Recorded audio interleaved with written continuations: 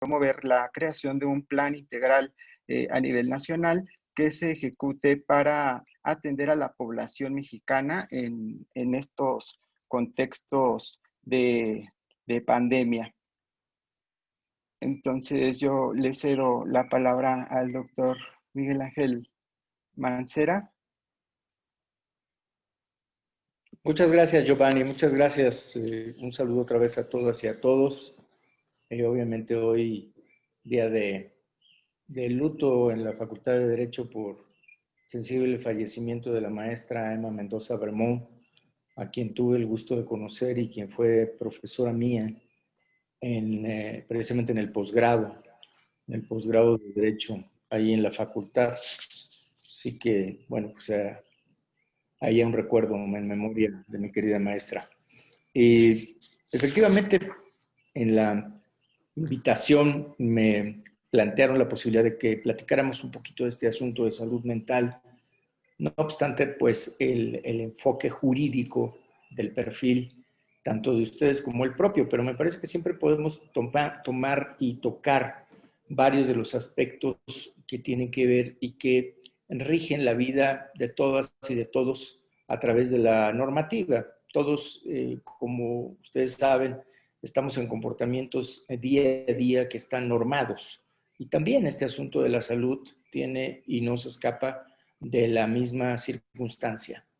Más ahora que estamos viviendo en esta coyuntura, en esta situación de la pandemia del COVID-19, algo que ha tocado a la generación de ustedes, algo que están viviendo y que están conociendo y que tienen una gran responsabilidad porque es la generación que va a vivir todos los cambios que seguramente llevarán a esto que se ha denominado como la nueva normalidad y que va a acompañarlos en sus vidas, en los diferentes contactos sociales, en las diferentes formas de interacción.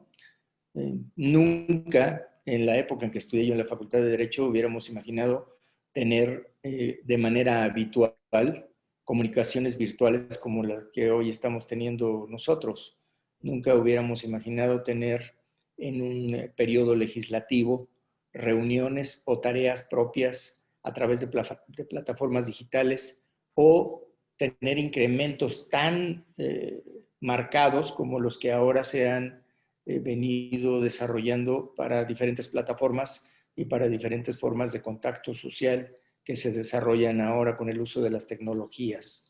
Así que ustedes tendrán que ir analizando cuáles son las necesidades que se van presentando en la regulación, en la relación de derecho persona, de derecho sociedad y por supuesto del estudio del mismo.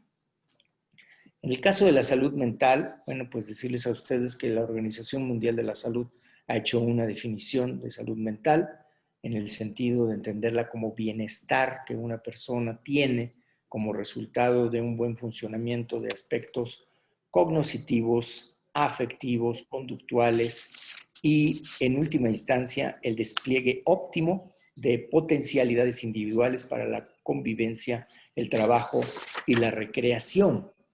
Nosotros tenemos hoy regulado en nuestra Ley General de Salud, y ahí viene el contacto normativo, un tema de salud, pero que el derecho y del derecho no escapa su regulación.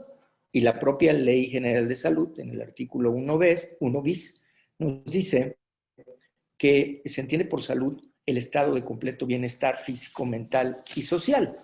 Y ahí al abarcar precisamente lo que hoy estamos platicando, este tema de salud mental,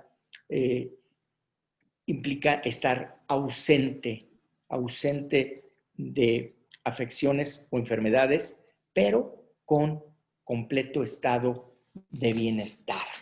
Y ese completo estado de bienestar, por supuesto, como ya dijimos, implica a la salud mental también.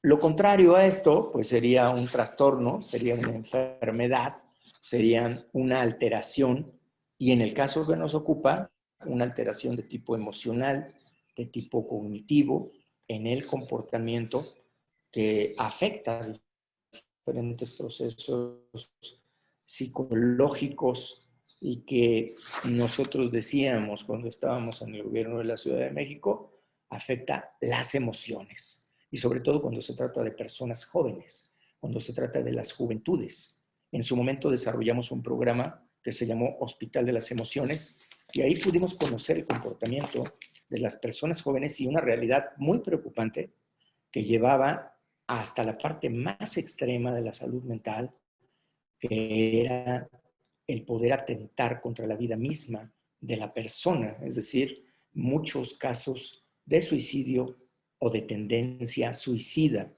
que debían ser abordados desde el contacto mismo de los jóvenes con los jóvenes y para los jóvenes. Esto nos lleva a conocer qué tanto se presentará, porque lo que mucha gente dice es que no es tanto, realmente son casos muy esporádicos y lo que nosotros le decimos no es tan así. La propia Organización Mundial de la Salud plantea arriba del 22% de porcentaje de personas que tienen una afección de salud mental. 22% quiere decir que una de cada 5 personas puede tener problemas mentales, problemas como depresión o problemas como ansiedad. ¿Cómo puedes distinguir estos dos? ¿Sientes depresión o sientes ansiedad? Y la manera más sencilla de identificar estos dos procesos es la ansiedad. Es un temor a algo futuro. Es lo que sentimos o podemos sentir quizá porque vamos a tener un examen, el examen final, y el examen final nos pone en un estado de ansiedad. Claro que lo puedes controlar porque tu proceso mental te dice que has estudiado, que tienes los conocimientos y que vas allá. Y en el peor de los casos, pues el que nada sabe, nada teme, y controlas el estado de emoción, esa situación emocional. Por su parte, la depresión obedece a un estado de afección que se da por un hecho pasado. Te terminas una relación y eso te coloca en un estado de tristeza, has tenido un pleito con alguien y eso te coloca en un estado de tristeza, has perdido el empleo, perdiste un bien valioso, etc. Eventos pasados que te colocan en una situación también de tristeza. Cualquiera de estas dos, la ansiedad o la depresión, cuando no son leves o cuando no son tratadas, pueden llevar a situaciones graves y culminar con lo que ya habíamos dicho, con un de poder atentar contra la vida misma. Los dos son situaciones de salud mental que pueden volverse crónicas y graves. Hay algunas otras que pueden presentarse como lo son los síndromes postraumáticos, que en el caso de la coyuntura que estamos viviendo, los tendríamos con aquellas personas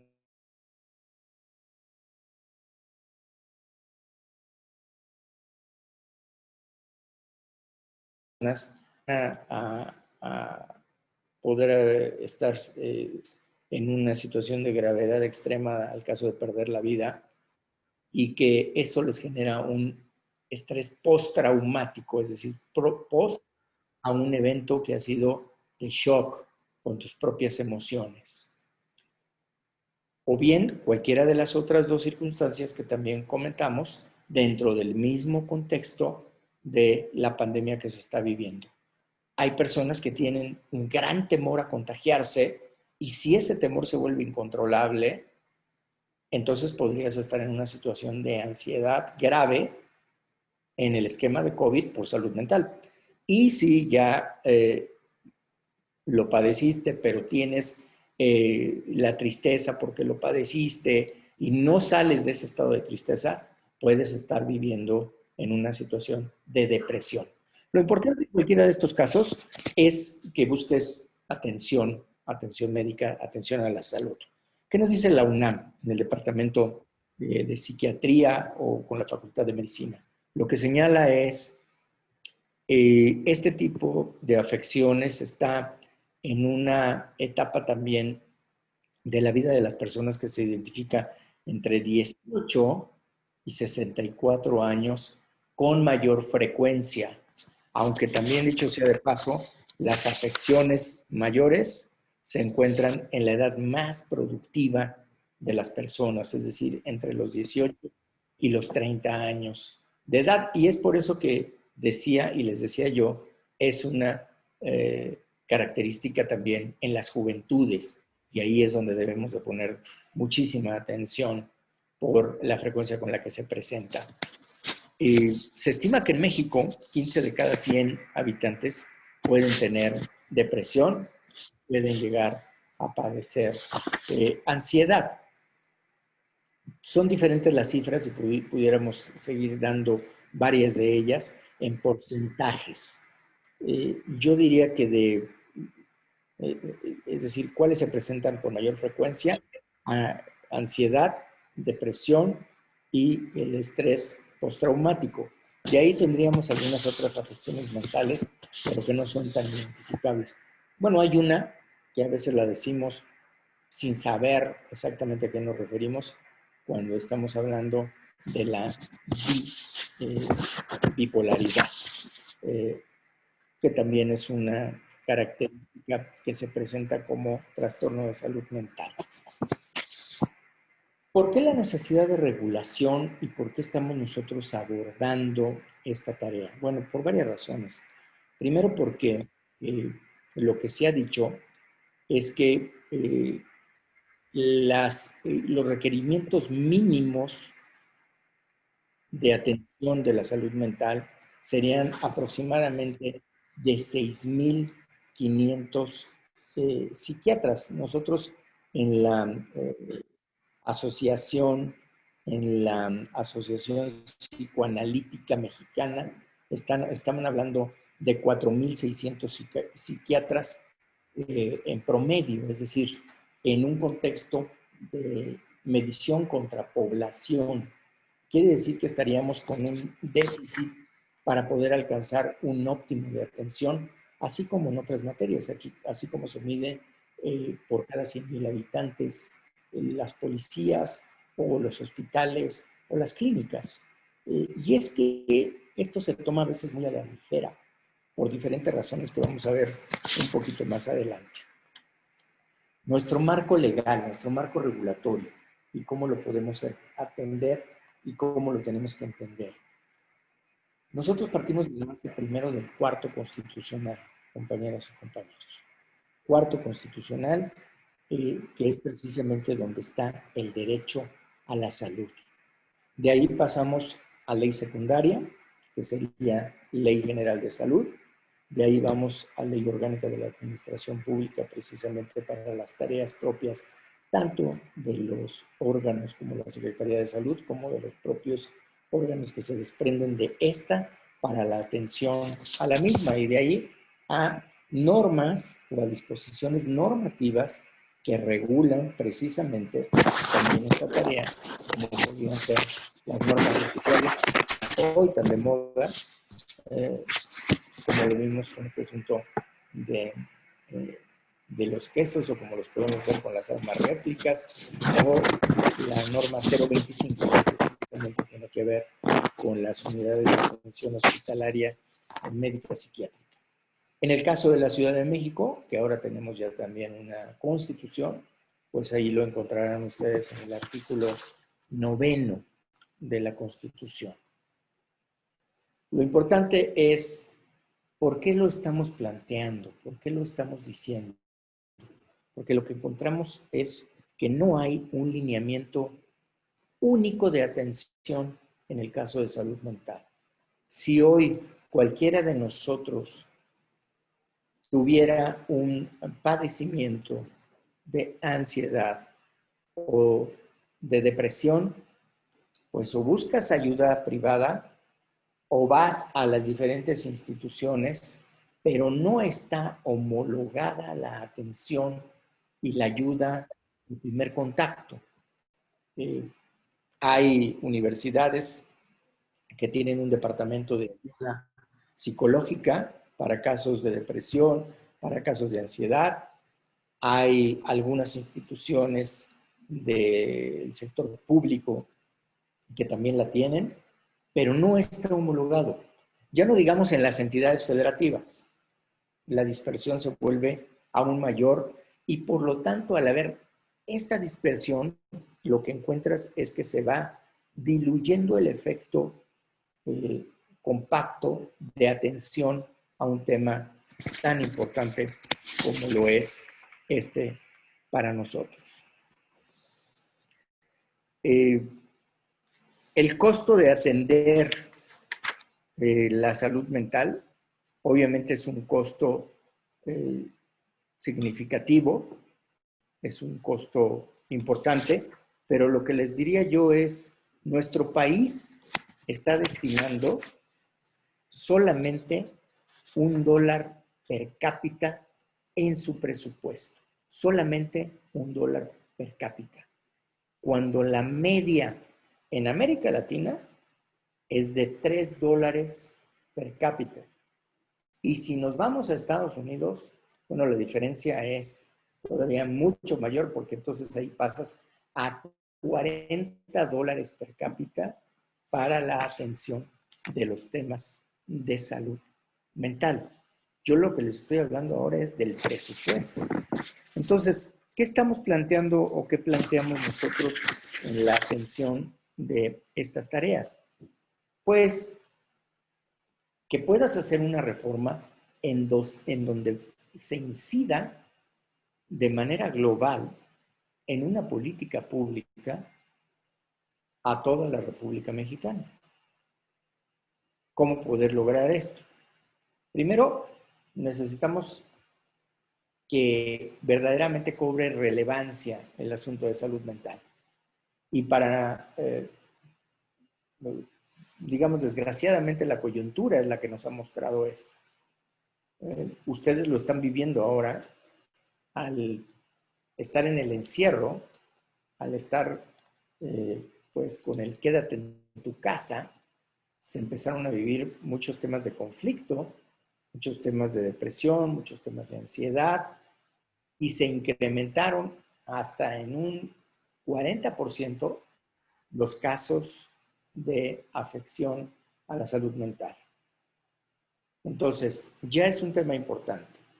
En el Senado de la República nosotros empezamos a detectar la necesidad de hacer una propuesta legislativa. ¿Por qué? Por esto que les platico. Primero, porque desde el punto de vista presupuestal no pinta. No pinta.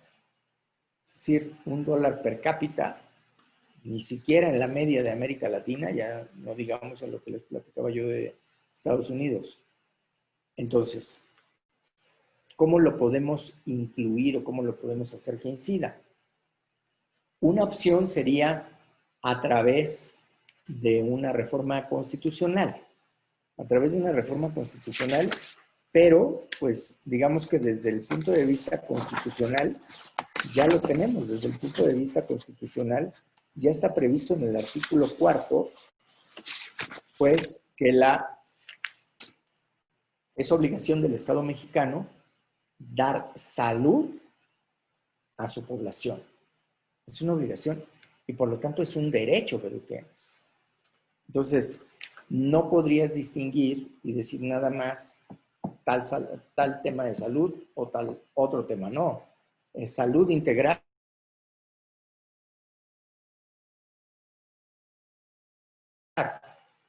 Y lo que nosotros planteamos es algo que tiene la siguiente lógica jurídica. El artículo 73, en la fracción 10, es que en los casos de pandemia de salubridad general, ese Consejo de Salubridad General es el que dicta las políticas públicas en materia de salud en todo el país. Ese consejo se activa cuando hay pandemias y se activa para estar sesionando de manera permanente. Sin embargo, ojo, y aquí es donde viene el tema, el Consejo se sigue sesionando, es decir, si no hay pandemia, el Consejo de todas maneras existe y el Consejo dicta diferentes medidas y toma diferentes decisiones en materia de salud, en materia de salud en general. Si en este momento, dado que se ha establecido que hay una pandemia, dado que se ha activado el Consejo de Salubridad General, se plantea legislativamente que se ocupe de la salud mental, ¿cómo lo podríamos lograr? Pues entonces lo que hicimos fue decir, este Consejo de Salud Mental deberá tener una facultad expresa en la Ley General de Salud para atender a la salud mental. Y ese fue el planteamiento legislativo que hicimos. Nuestro planteamiento legislativo fue hacer una reforma en el artículo 17, fracción quinta de la Ley General de Salud, para establecer de manera expresa que el Consejo de Salubridad General elabore el Plan Nacional de Protección a la Salud Mental. ¿Por qué desde el Consejo? Porque en el Consejo están todos los secretarios de salud de todas y cada una de las entidades federativas. Porque lo que el Consejo determine permea para todas las entidades federativas. Y porque la política pública, si tú la estableces desde ahí y estableces cuáles van a ser los auxiliares en las acciones extraordinarias, es obligatorio para todos los estados. Entonces te queda una facultad para intervenir en materia de salud mental, como facultad expresa del Consejo. Y te queda una facultad que en el caso de una pandemia como la que estamos viviendo, puede dotar a los órganos que de manera extraordinaria tendrían que encargarse de esta tarea, que podrían ser universidades, podrían ser instituciones, podrían ser, etcétera, lo que fuera, pero ya con un solo eje de acción, que hoy no lo tenemos. Hoy algunas personas tienen cuestionarios, otros tienen prácticas terapéuticas, otros tienen pláticas, otros tienen las llamadas telefónicas, es decir, es disperso. Hoy no te dice de manera homologada cómo debes atender cada una de estas tareas, en ninguno de los contextos. Entonces, lo que buscamos realmente fue hacer un planteamiento en este tenor. ¿Por qué? Miren, las recomendaciones de la Organización Mundial de la Salud. Ya saben ustedes que estamos viviendo con un compromiso que firmó el Estado mexicano para atender los ODS de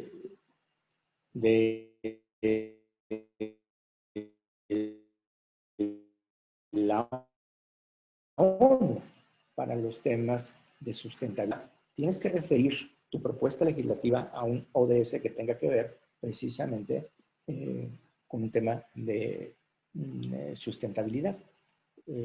Son objetivos que se han planteado los Estados miembros de la ONU y que México ha asumido como propios, y están los que se refieren a la salud. Entonces, la Organización Mundial de la Salud dice, hay que incluir a la salud mental en los programas de salud pública, mejorar la organización de los servicios de salud mental, integrar la salud mental a la atención primaria, aumentar los recursos humanos para la atención a la salud mental y generar política pública de largo plazo en salud mental. Estás hablando de un objetivo de desarrollo sostenible, de un ODS, que es el número 3 de los que plantea la Organización de Naciones Unidas. Con esto, dense ustedes cuenta cómo de un tema ¿no? De un tema de salud que dirías, oye, es que, pues, está bien que lo veamos con un psicólogo, con un psiquiatra, con una persona terapeuta de salud mental. No, también nosotros los abogados tenemos que ver esto.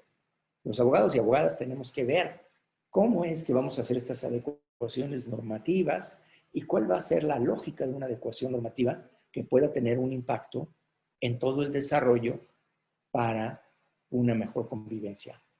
Porque hoy es una realidad, compañeras y compañeros, no estábamos preparados para lo que se ha presentado. No estábamos preparados, lo habíamos platicado en alguna reunión anterior también con compañeras y compañeros de la UNAM. Lo ha dicho la Escuela de Negocios de Harvard. Hoy estamos viviendo un reto de resiliencia. Y este reto de resiliencia también es de resiliencia mental.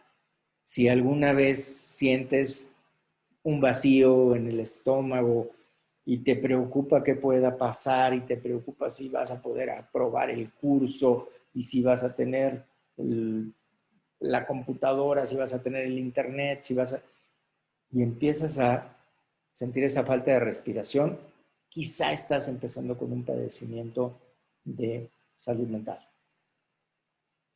Y eso pues nos tiene que interesar a todas y a todos.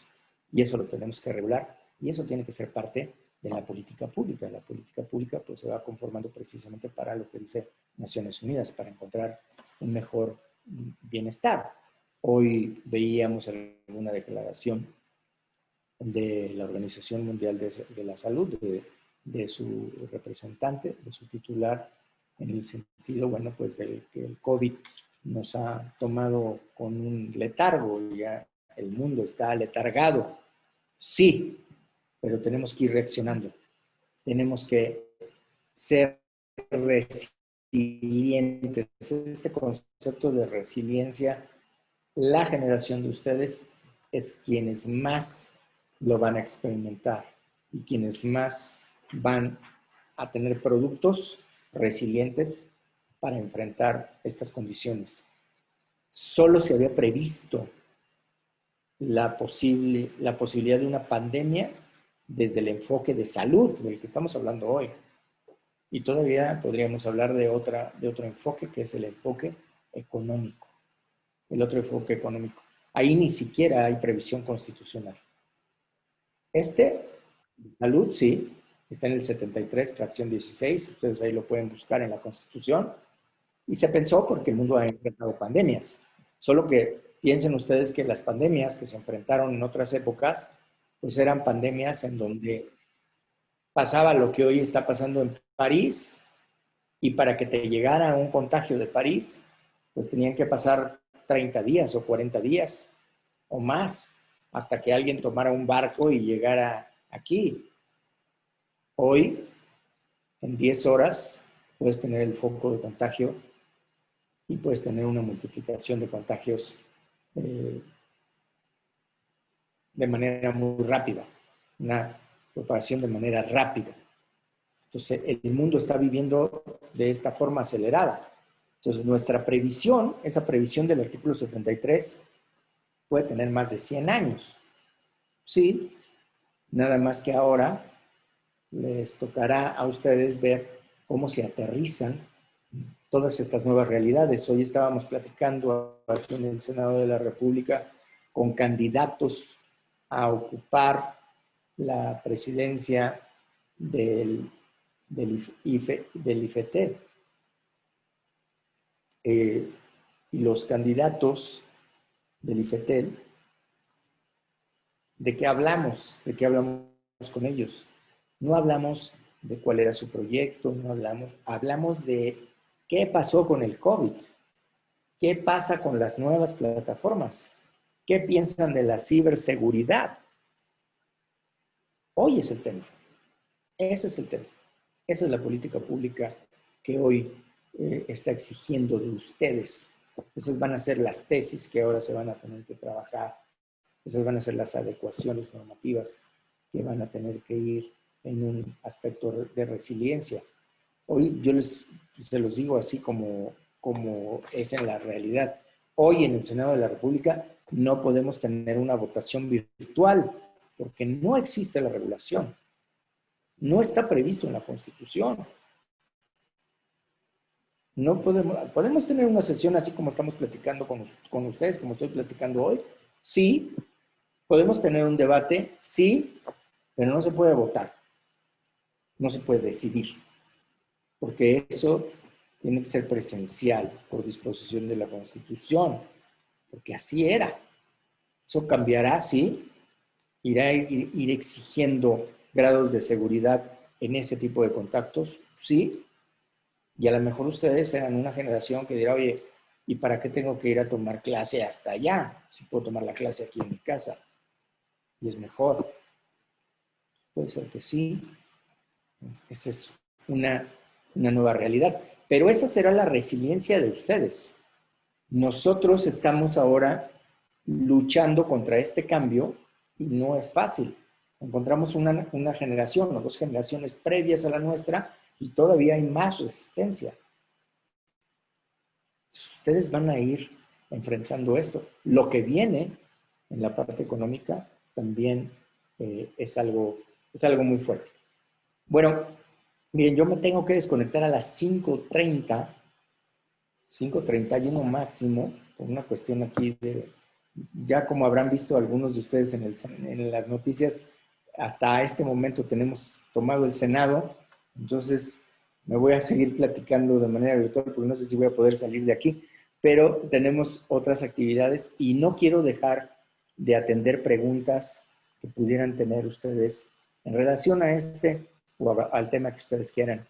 Y si quieren le destinamos 8 o digamos 8 o 10 minutos y si tuviera que desconectarme, solamente quiero agradecer, siempre me da mucho gusto poder platicar con la Facultad de Derecho, poder platicar con todos y cada uno de ustedes, saludar a los organizadores, saludar por ahí a Brian, que sé que está conectado, a Giovanni y Brian, agradecer otra vez, Giovanni, por esta convocatoria y a todos los que han participado y a todas las que han participado. Muchísimas gracias. Y además, Brian, si no mal recuerdo, debe haber vivido la experiencia del Hospital de las Emociones, porque lo hicimos con el INJUVE, ahí en el gobierno de la Ciudad de México. Desde mi punto de vista estaba funcionando muy bien, pero bueno, pues cada política pública en su época, ojalá ustedes puedan después implementar alguna tarea y alguna cuestión similar. Quienes ahora ya son profesores, pues ustedes transmitan los conocimientos necesarios. Solo hay que atreverse. Les reitero lo que se dice y lo que plantea aquel documento de la Escuela de Harvard, que no dejo de mencionarlo porque además decía, solo hay que atreverse a cambiar el rumbo en un momento que has tomado, porque te puede ser que te estés equivocando y tendrás que hacer una modificación. Entonces, eso se vale.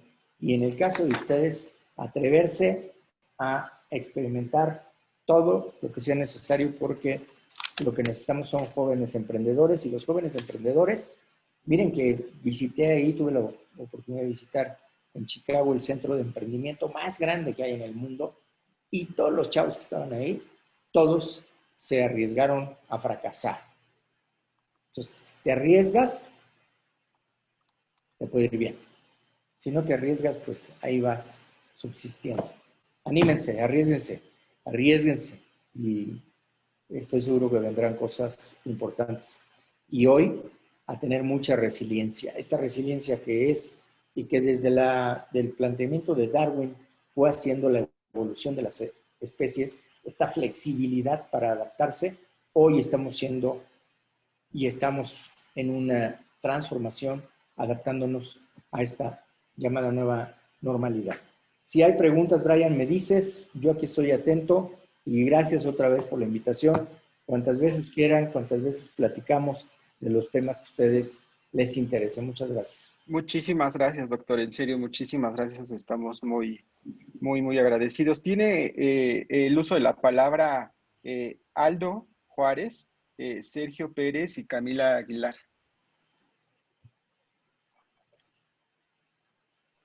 Yo soy Aldo. Adelante, Aldo. Tu micro, Aldo. Está apagado tu micro, Aldo. Aldo, apagaste tu micrófono. Ya, perdón. Un gusto en saludarlo, senador.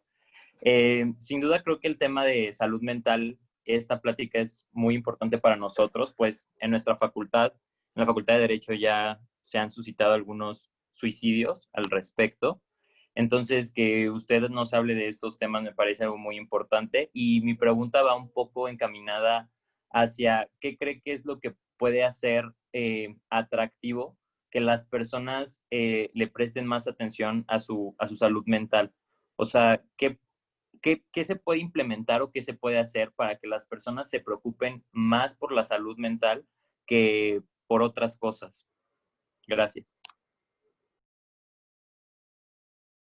A ver, vamos contestando. Yo creo que, mira, como en todo, me parece que es la información. Como todo, ¿eh?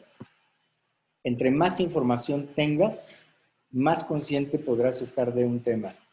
A ver, si yo empiezo a tener una respiración anormal, quizá ese vacío que les decía del estómago, o a perder el sueño, o a perder el apetito. Así es él. Ya se le pasará, hombre, no pasa nada, es normal. No, a ver, hay que estar informados. Puede ser un tema de salud mental, puede ser que estés viviendo un proceso de ansiedad que te preocupa. Me parece que por eso era bien importante aquello del hospital de las emociones, porque muchas veces los jóvenes, y tengo por ahí algunos datos que voy a compartirles, muchas veces no se platica por varias causas. Miren, en México, por ejemplo, 5,782 entrevistas en relación con salud mental. Y las gentes o las personas contestaron. El 32% dijo, sí, estoy consciente que es un tema de salud mental. El 21% dijo, no, no lo digo, aunque lo tenga, porque estigmatiza. Porque entonces ya dicen, está loco o está loca. Un 45% no lo platica por vergüenza y un alto porcentaje va encaminado a la discriminación. Es un aburrido, siempre está callado, siempre está callada. No, es que puede ser que esté atravesando por un asunto de salud mental. Es que me parece que ahí quienes tienen que estar mucho más atentos son en el entorno familiar, y conste que no dije solo la madre o el padre, ¿eh? Puede ser también una responsabilidad de hermanos, puede ser una responsabilidad de primos, puede ser una responsabilidad que atienda a alguna razón así. A ver si perdón, creo que voy a tener que tomar una entrevista. Bueno, a ver, otra pregunta.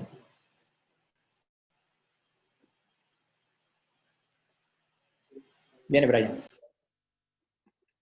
Doctor, buenas tardes. Creo que yo era el que seguía. Mi pregunta relacionada a lo último que nos platicó, en una generación o en una realidad en la que pues la salud mental nunca fue realmente tomada en cuenta, tomada en serio.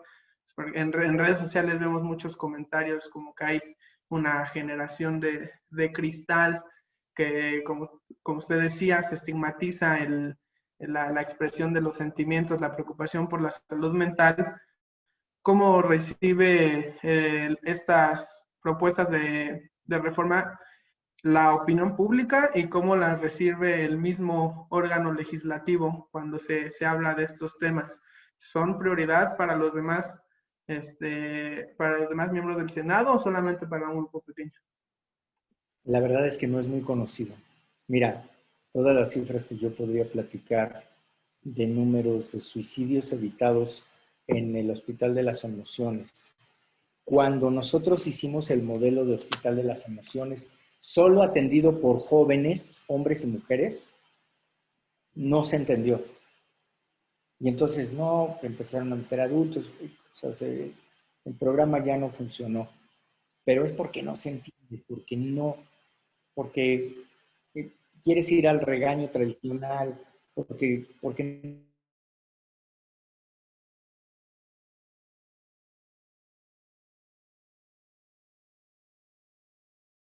no conoces, platicamos hoy.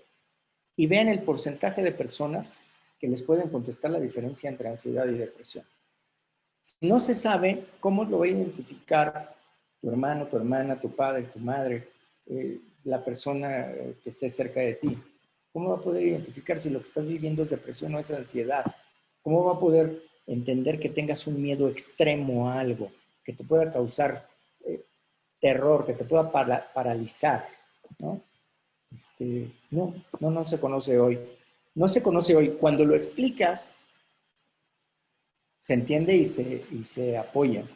Pero hoy, desgraciadamente en este periodo legislativo, todo se está viendo desde el punto de vista de presupuesto. ¿Cuánto cuesta? No, no se puede. No hay recursos. Cuando me parece que debiera ser uno de los temas fundamentales. Y consta que les estoy diciendo que no es caro, ¿eh? No es caro. Bueno, perdónenme, voy a tener que dejarlos porque voy a tomar una entrevista y me voy a tener que desconectar. O si me esperan un segundo. ¿Sí? Claro que sí, doctor. Gracias.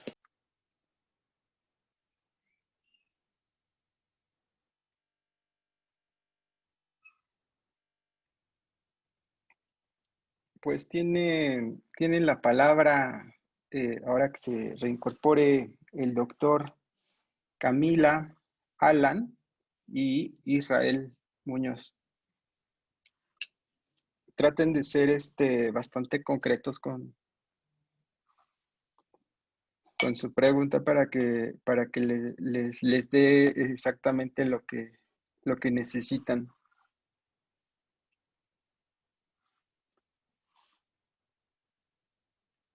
También Profesor, ajá. ¿cree que en algún futuro pueda tener o podamos tener otra clase con el doctor Mancera para poder hablar como cosas de tipo políticas públicas en el sector de la seguridad? Y creo que ese tema es muy importante, ¿no? Claro que sí, habría que analizar también la agenda que él lleva en la materia, ¿no? ¿Cuáles han sido los procesos en los que se ha involucrado en materia de seguridad nacional, de seguridad ciudadana en los últimos años y estudiarlo de manera anticipada para poderlo invitar? Claro que sí.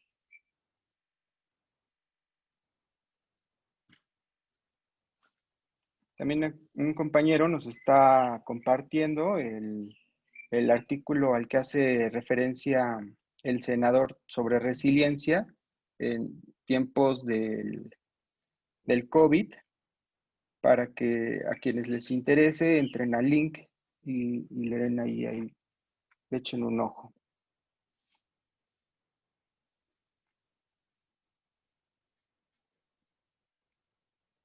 Y pues nuevamente agradecerles a todas y a todos que hicieron el esfuerzo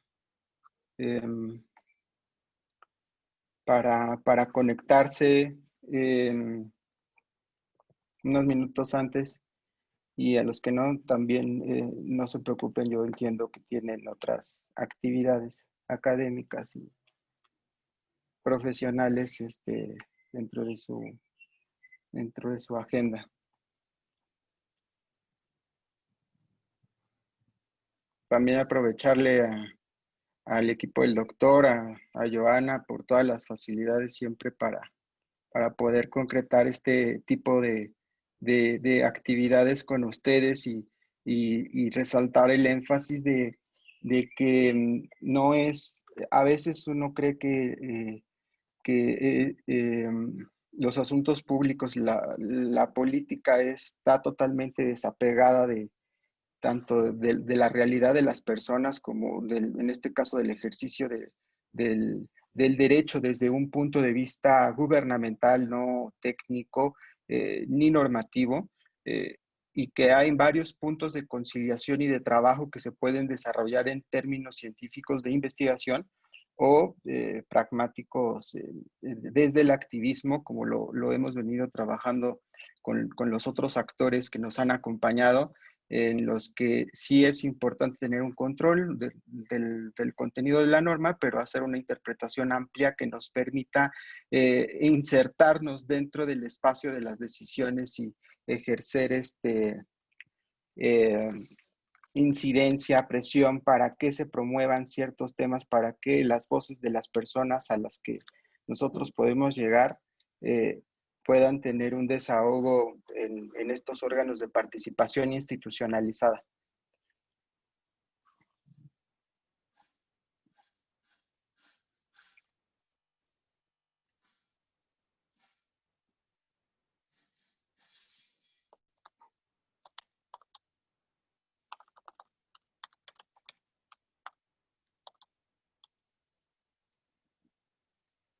Y como lo mencionó hace un rato el doctor, pues ustedes ya sabían que yo trabajé durante su administración en el Instituto de la Juventud de la Ciudad de México como director general adjunto y precisamente todo este trabajo legislativo que él ha desplegado en el Senado de la República ha sido contestatario a la experiencia de política pública que tuvimos en el Instituto de la Juventud, en el que de manera histórica en Latinoamérica y obteniendo varios reconocimientos internacionales, logramos darle el clavo a una situación en la que pocos gobiernos estaban trabajando, que es la parte de las emociones de las personas y cómo trabajar esa parte de la salud mental y emocional para incorporar, para trabajar procesos de tomas de decisiones con adolescentes y con jóvenes, para prevenir el embarazo, para trabajar el tema de las adicciones desde un enfoque progresista, basado en la reducción de daños y de riesgos sobre el abuso del consumo de conductas y sustancias, y muchos otros, porque dadas las características de las tendencias juveniles, tuvimos también la oportunidad de levantar varias consultas de tendencias juveniles. Identificamos que la inmediatez que genera nuestra generación, el hecho de decidir a través de todo lo que nos da el Internet, de las aplicaciones y de los chats, genera mucha ansiedad y mucho estrés en las personas. Las relaciones tanto familiares como amorosas, como afectivas, con los amigos, ya no se pueden interpretar con los mismos factores que se hacían con otras generaciones, porque vienen atravesadas muchas situaciones relacionadas precisamente con la sobreexposición de las emociones que genera la comunicación a través del WhatsApp, del Facebook, de Instagram, en el que hemos acostumbrado a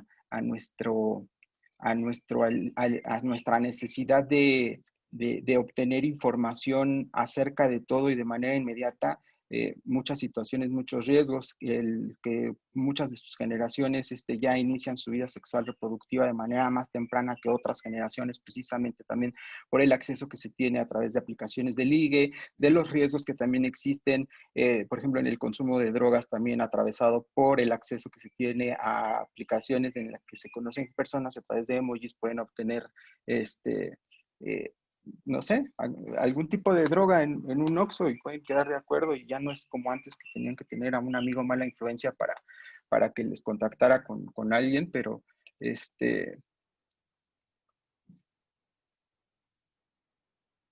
me están compartiendo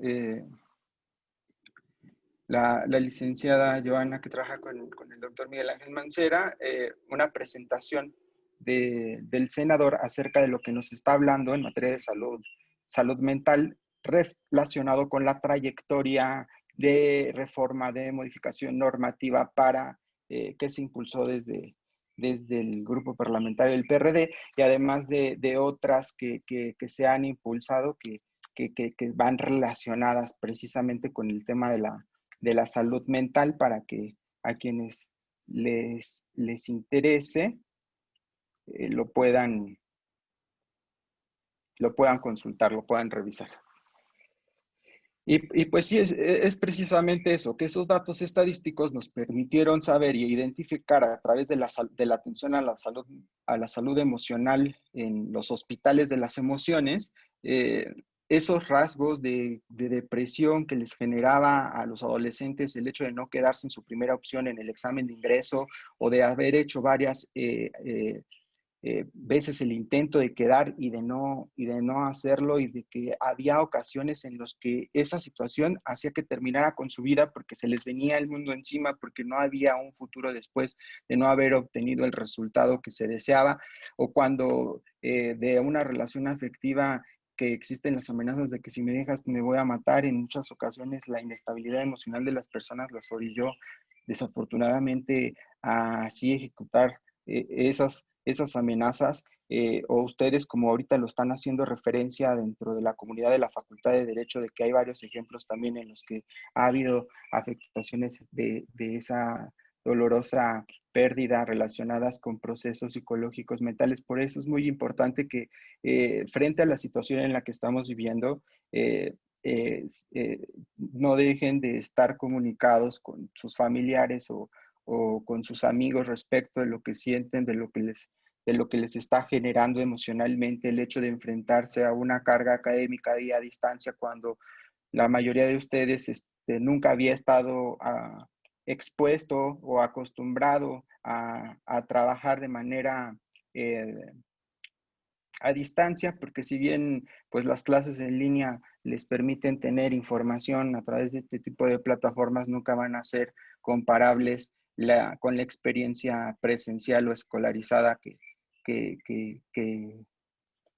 a la que ustedes están acostumbrados, ¿no? Las dinámicas son totalmente diferentes y el tener el contacto es muy importante para poder tener acceso al conocimiento, para reproducirlo, para interpretarlo. Entonces, las evaluaciones también son totalmente diferentes. Para algunas serán muchísimo más fáciles o para otras serán más complicadas en la medida de las barreras, de las brechas que existen también para garantizar su conectividad, ¿no? Y todas las herramientas que requieren para desarrollar ahora las tareas que les solicitan los diferentes profesores y profesoras de la universidad. Entonces, la universidad ha abierto una línea de atención a la salud emocional y mental que administra la Facultad de Psicología de la UNAM. Y buscaré el link para que la tengan a la mano. Seguramente a lo mejor ustedes ya la conocen. Recientemente también, derivado de un diagnóstico que se hizo entre la población universitaria, mandaron una circular que pondremos en uso cuando terminemos los ciclos de trabajo con los actores destacados acerca del uso de la cámara de video en las sesiones de clase para ya no usarla y incrementar sus posibilidades de comunicación, dado que gasta muchos megas tener el video encendido, ¿no? Entonces, para que ya no lo hagamos en el futuro de esa manera, por recomendación de las mismas autoridades y y otras, ¿no? Que les haré de su conocimiento. Seguramente ustedes también se van a enterar de esas recomendaciones para incrementar la productividad de las aulas virtuales, o de modificar el uso de las plataformas por otras. Hay alrededor de 5 plataformas que tiene la Coordinación de Universidad Abierta y a Distancia, ahora puesta al servicio de la universidad escolarizada, para poder garantizar la conectividad de de los estudiantes y de las estudiantes en este periodo, porque también se notificó que no hay condiciones para regresar de manera presencial a la facultad y que cualquier información relacionada con una posible vuelta, por lo menos en el mes de noviembre, es falsa. Que estén atentos a la información oficial y por escrito que suba la universidad y la Facultad de Derecho a través de sus redes sociales, que será donde se informará cuando en su momento se reanuden de manera progresiva y en partes la asistencia de los estudiantes en las aulas, y de que también están totalmente prohibidas las actividades extra universitarias, o sea, que les pidan algún trabajo y que lo deban de entregar en un despacho, en una oficina, en algún lugar que no sea la vía electrónica, o citarlos para tener clases en algún espacio que no sea el aula virtual, están totalmente prohibidas por la facultad. Hasta ahora este es el único medio a través del cual nos podemos poner en comunicación, desarrollar la dinámica académica y todo lo que con ello implica. Esas son parte de las instrucciones del doctor Raúl Contreras, justamente, nuestro director. Entonces,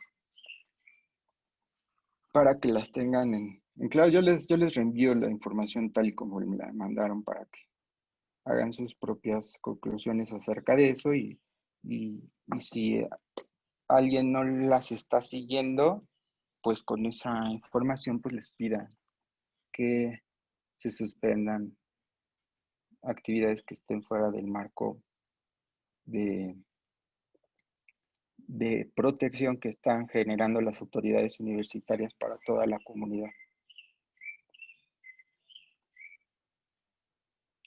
Únicamente están abiertas algunas oficinas administrativas de trámite, tipo para las personas que se están titulando, o que están obteniendo algún tipo de documento que certifique su adherencia a la universidad. Entonces, en esa medida, pues vamos a seguir con esas recomendaciones.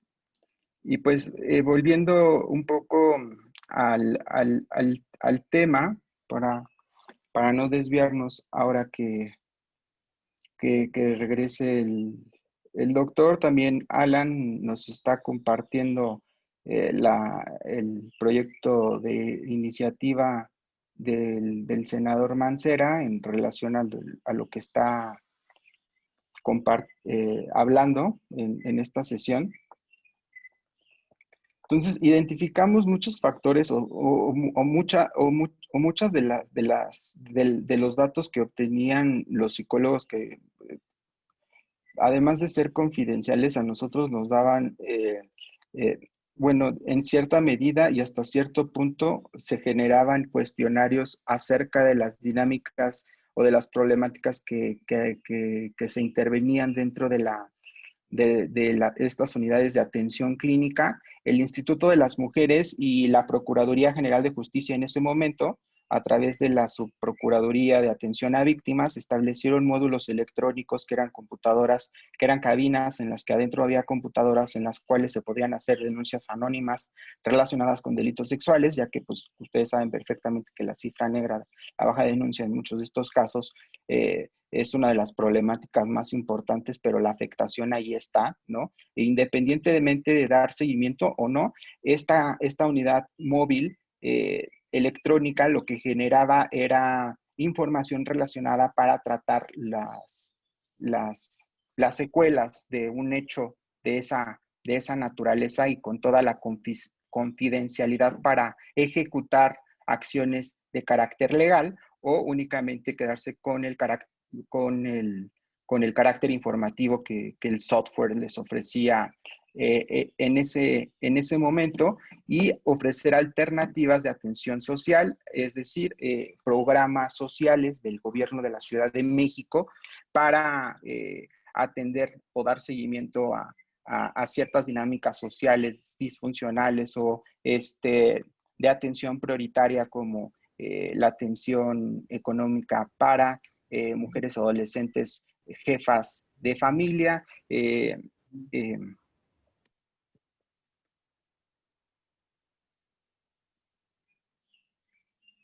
Listos, listos, Brian. Muchísimas gracias, doctor. Bueno, sigo. me faltaba una pregunta, venía de parte de Camila Aguilar. Camila. Listo, Camila. Sí. Muchas gracias por su tiempo y sus respuestas. Mi pregunta es, ¿cómo usted considera que la perspectiva de género incide en la salud mental y más al tratar temas tan graves en el país como es la violencia de género? Gracias. Mira, sin ninguna duda hoy todo tenemos que atenderlo con la perspectiva de género. El asunto de la violencia de género ha sido uno de los temas prioritarios, y más en esta legislatura, en donde se alcanzó la paridad y donde la paridad ha sido un tema recurrente. Debe tener su tratamiento muy específico. Por eso es que estamos afinando muchas de las leyes que especializadas, como la de una vida libre de violencia para las mujeres, atienden todo este tipo de tareas.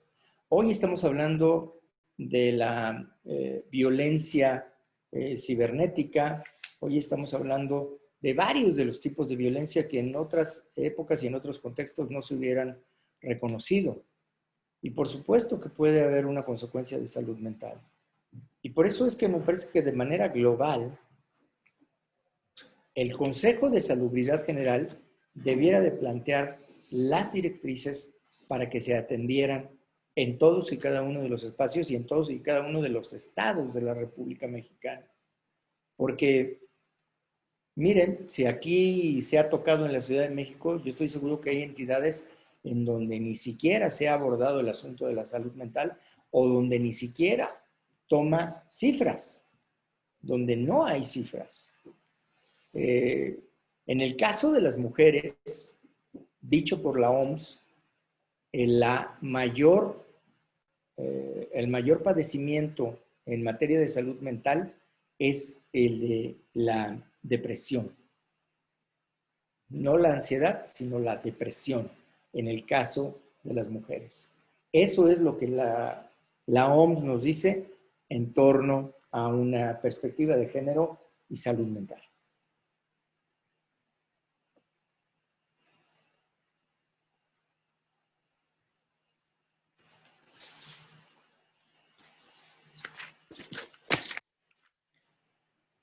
Brian ya se nos fue. Perdón, estaba apagado mi micrófono. Muchísimas gracias, doctor. Quizá antes de que se retire daría oportunidad a una última pregunta, porque Sí, tiene que retirar usted a las 6. Alan, por favor, adelante.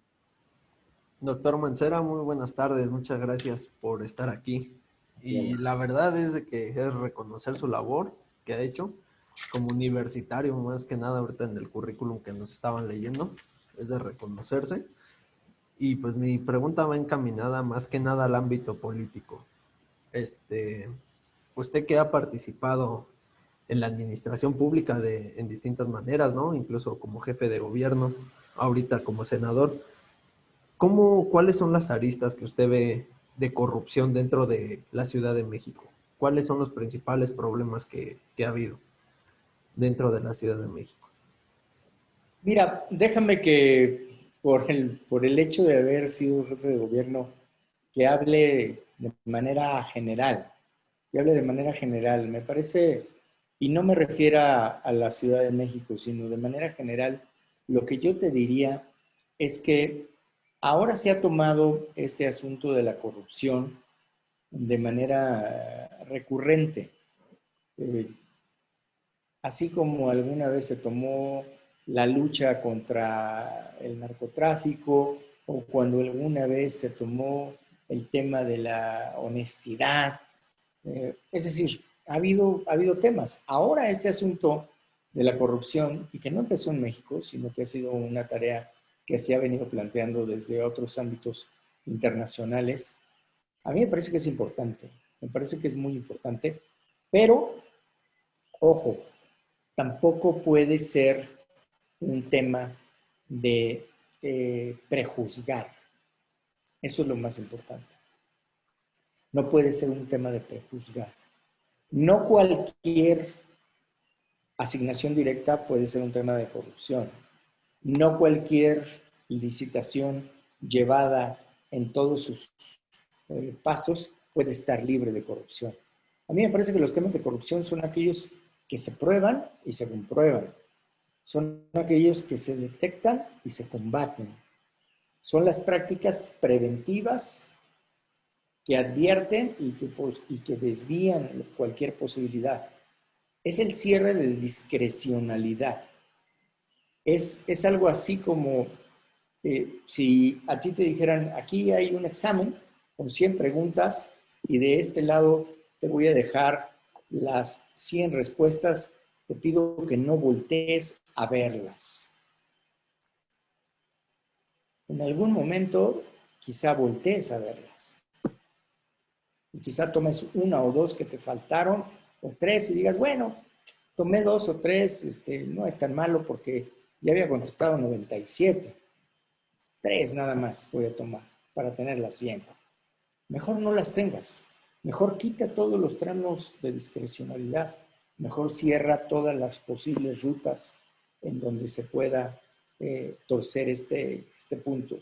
Y ahí yo los voy a invitar a que revisen en algún momento el nuevo procedimiento penal, porque a mí no me acaba de convencer. A los que les guste el proceso penal, revísenlo y véanlo, porque a mí no me acaba de convencer, porque antes tú iniciabas una averiguación previa, llevabas la averiguación previa, citabas a declarar a alguien y solicitabas una orden de aprehensión cuando reunías la suficiente evidencia. En el momento que había una orden de aprehensión y esa persona entraba a la cárcel, si es que se iba a quedar en prisión, tenía que ofrecer pruebas y se desahogaba el juicio. Hoy te pueden iniciar una carpeta de investigación, te pueden detener con una orden de aprehensión y a partir de ese momento le pueden dar al Ministerio Público un plazo hasta de 6 meses para que investigue. Es decir, después de la etapa inicial. Eso a mí me parece que no está bien. Estaría bien si esa etapa inicial fuera en libertad, pero no puede ser que esa etapa de investigación sea privada de la libertad. No está cuadrando y se está tomando el derecho, y sobre todo el derecho penal, como un derecho de amenaza. El derecho penal es un derecho de última ratio, como lo saben ustedes, y es un derecho, obviamente, el más duro de los que hay. Es un derecho que, diría Jacobs, es para restablecer el daño normativo. Cuando ha sido dañada la norma, el derecho penal viene y lo restablece, la restablece, sancionando. Pero el derecho penal no puede ser usado solamente como una amenaza y solamente como un instrumento de control social previo a su aplicación. A mí me parece que es delicado. Valórenlo ustedes, véanlo ustedes y con eso cerraría yo esta participación y quizá otro día platiquemos más del derecho penal, que ya ven que de repente se me da aún no queriendo. Muchas gracias, doctor. Muchísimas gracias. Estar con todas y todos ustedes. Cuídense mucho. A todas Gracias, las niñas que doctor. veo por ahí, que estén muy bien, y a todos los jóvenes también, que estén muy bien. Échenle muchas ganas. Gracias, doctor. La Facultad de Derecho no vamos a echar la porra porque no sabemos qué tan segura sea esta red, pero ustedes se la saben. En todo caso, la más tranquila de todas es la de robo, fraude y cohecho. Que viva la Facultad de Derecho. Cuídense mucho. Nos vemos Muchísimas hasta la gracias. Muchísimas Gracias, gracias, doctor. doctor, y muchísimas gracias a todas y a todos los participantes. Que tengan una excelente tarde. Gracias, hasta Gracias, luego. igualmente, profesor. Profe, igualmente. Hasta luego. Sí.